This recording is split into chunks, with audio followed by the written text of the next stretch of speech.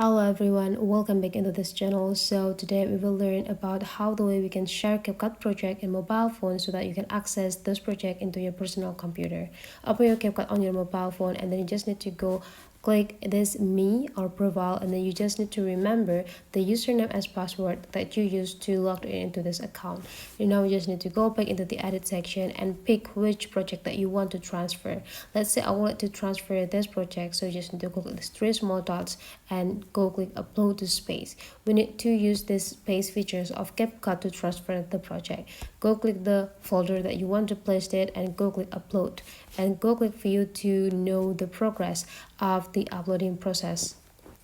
So whenever this process is perfectly uploaded, you just need to go back and go click this library on the middle option, and then you just need to go click or take a look on this space and view all. And whenever it's all done, you just need to open the CapCut into your personal computer logged in with the account that you used to log into your mobile phone and access the spaces too. Then you can find this project on your space.